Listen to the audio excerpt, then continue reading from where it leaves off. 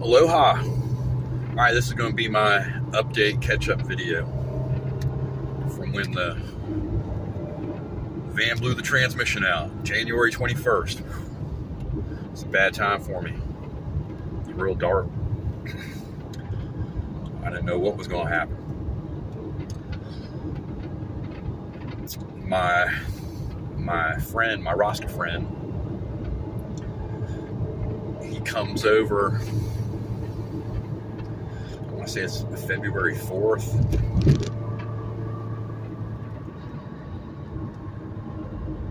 So I'd already been without the van for a couple weeks. The little savings that I had been depleted.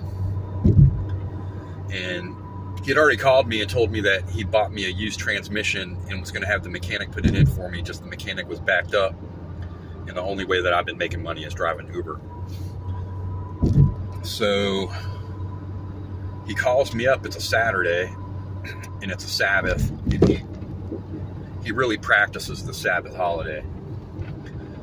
So when he called me and told me he was outside, it kind of took me by surprise because he stays home. He doesn't come out the house. He celebrates it with his family, listens to music, eats food, rests. So he called me up. He told me to come outside. So I went outside and he had an envelope. And I was like, all right. We had a conversation. I just put the envelope under my arm, had the conversation with him, and he left. I thought he may have wrote me a letter or something like that, and I opened it up, and inside it, there's nothing written, no letter or anything like that. It's $500 in cash. I immediately call him up, and I'm like, thank you for this. He was like, well, I'm in a position to help you out, and you eat and make your money off of driving your vehicle, and you've been without a vehicle. He's like, how are you going to eat? How are you going to be able to take care of yourself? And I was like, I'll make this last for the next month and a half. I'll make it happen.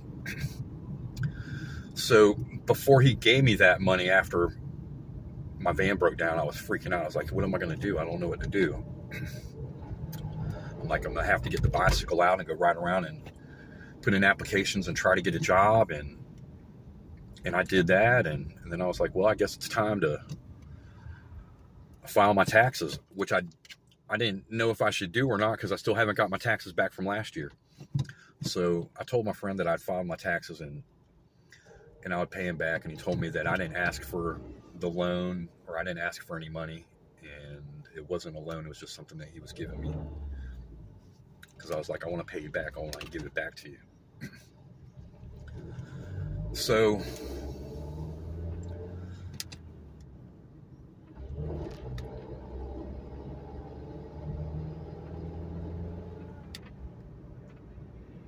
two more weeks go by, and I've been putting in applications. Still hadn't secured a job. Didn't have any money coming in. Was delicately using those funds that my friend gave me, paying all the bills, getting everything caught up and straight that I had for the month that I wasn't able to take care of because of the Uber little malfunction, the transmission malfunction. And he calls me up. He goes, oh, Ryan's ready to do your transmission. I'll be over in an hour. So we towed my van over to the mechanic's house, dropped it off, and then it was there.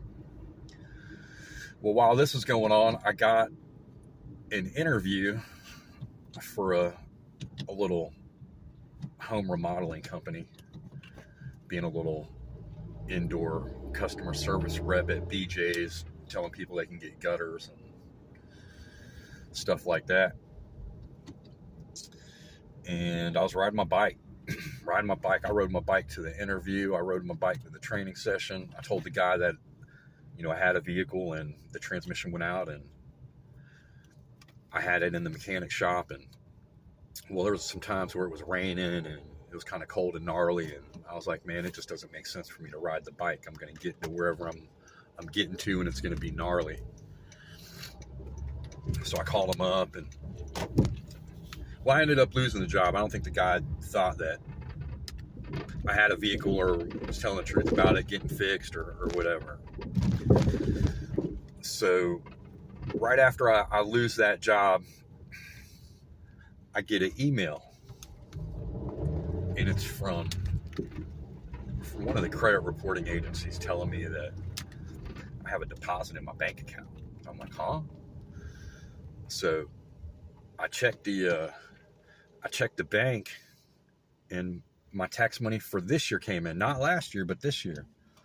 So I immediately called my Rasta friend. I was like, hey, I got my tax money in. I'm like, maybe I should just sell the van and use this money and get a car.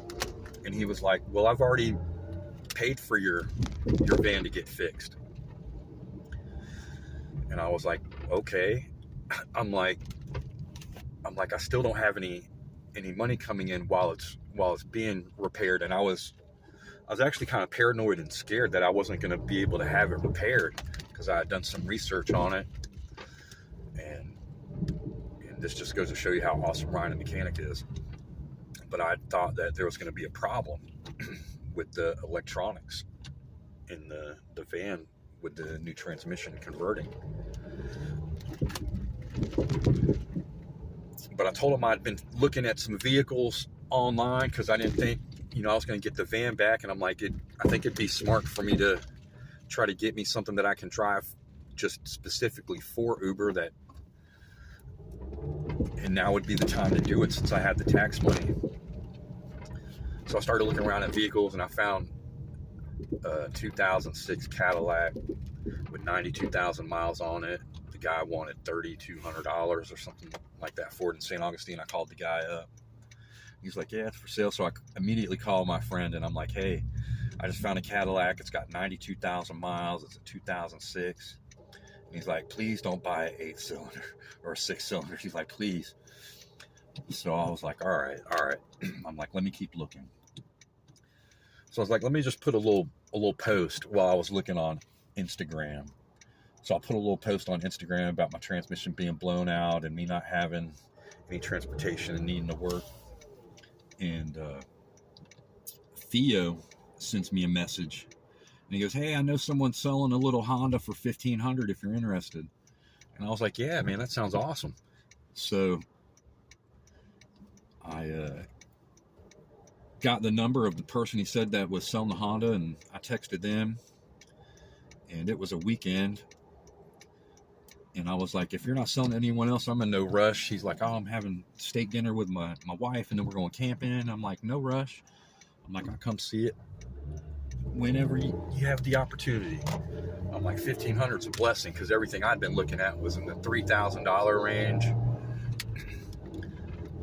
So I'd put a post on Instagram that I could afford about $3,000 or $3,400, something like that.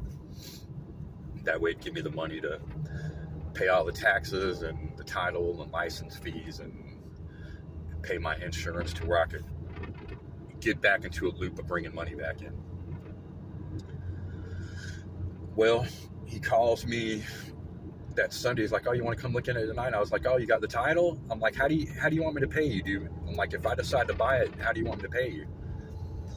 He was like, oh, I want a cashier's check. And I was like, all right. I'm like, I'm going to have to get that tomorrow. I'm like, do you happen to have the title? He's like, no, I don't have the title yet. I'm like, well, I'd really like to look at it if you have the title, And that's just because I didn't know everything that was going on. So I went to the bank the next day. I got a $1,500 cashier's check. The guy called me in the afternoon, or Michael called me in the afternoon, and he was like, yeah, I'm driving back from Ponte Vedra. I got a copy of the title if you want to come see it. I'm like, yeah, sounds great. Came and looked at it, took it for a drive. He said this was leaking, the seals were bad, had some rust underneath, has over 200,000 miles on it. And I was like, well, as long as I don't need to buy a clutch immediately right away, then I'm fine with it. So I bought a little Honda Fit to be my work vehicle now for Uber, so I'm not driving the van around. So the van will be for my sandbar sofa surfing escapades, and this little Honda will be for Ubering. And I took it to Orlando to go see my friend Todd from high school that I did my first professional production with. I went and saw his little comedy troupe, Mamas, in Orlando. And while I was there, I saw my friend Brian Colleen that I saw in my first professional production that was bartending there at the bar that was supplying the venue. So I've been trying to make all these little things happen in the meanwhile of trying to get a job. There's a little smoke shop I go to called Smoker's Bay where I buy my cigarettes and my rolling papers at. And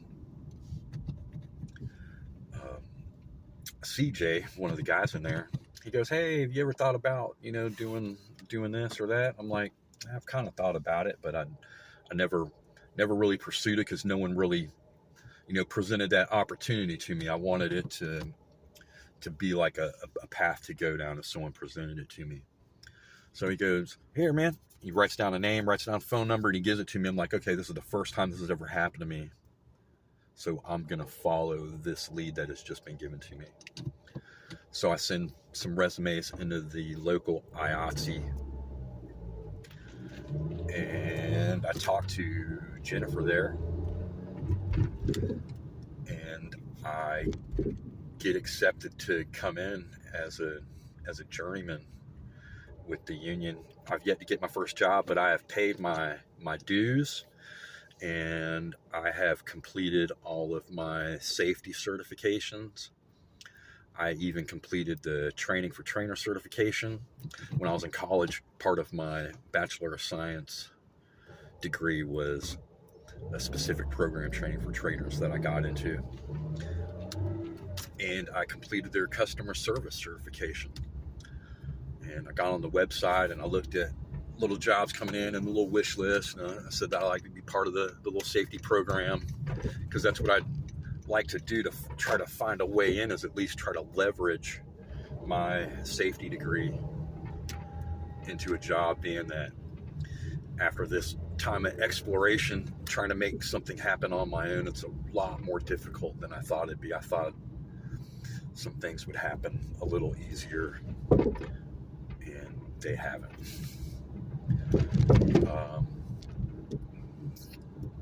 What else is going on? If anyone's just watching this and doesn't really know anything else, I'm a grandfather times 4. Got 1 grandson, 3 granddaughters, 2 from each of my children, Noah and Jordan. I love them both. Distance is kind of making everything really handicapped, but I love them. And I've been surfing, been listening to a lot of Redman and Method Man and KRS-One.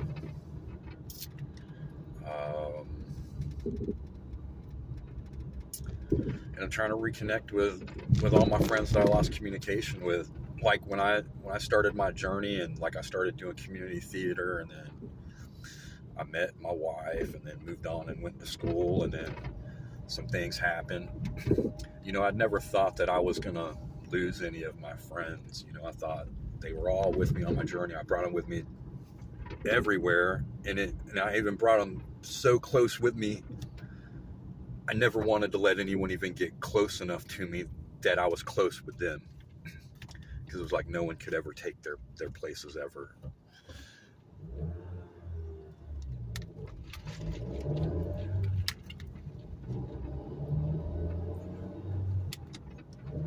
The little Honda's a stick shift.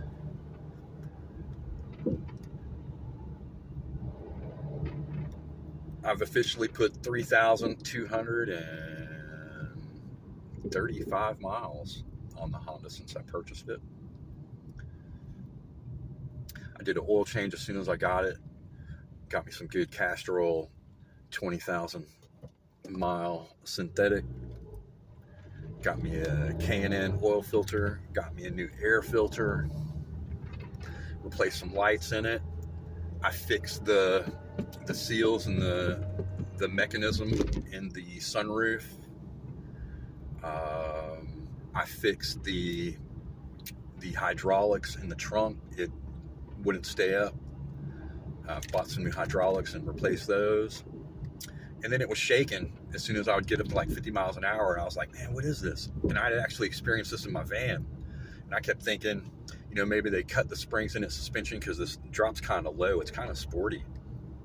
And a security guard at Sawgrass, he was like, oh no, that's stock, man. It's just got wider tires on it, so it lowers the profile. I'm like, you don't think I need to get a new suspension in it? And he was like, no.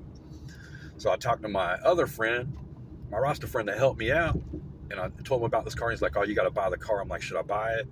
But anyway, I bought the car, and the other money that I was going to spend on getting a car, it allowed me to invest it in this car and fix it up. So he was like, oh, I don't think you need to get suspension. He was like, remember the van? He was like, you had that problem and all you had to do was get new tires. So I was like, yeah, that's right. So I went up and made me a little tire appointment, got me 4 new tires on this, and it took the shake and the wobble out and just started driving real smooth.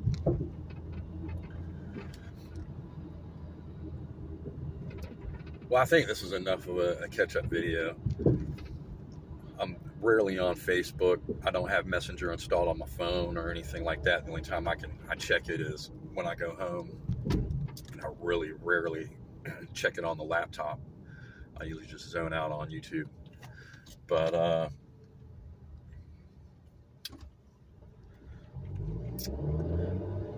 thank you for hanging out. Look at Todd's shirt. It's hilarious. Show's real adult though. I mean, it's borderline perverse, but that's adult humor, right? All right, I love all y'all. Thank you for hanging out with me. I'll try to get my water camera fixed and make some surfing, boarding videos real soon. Call me if you got my phone number. I'd love to talk to you.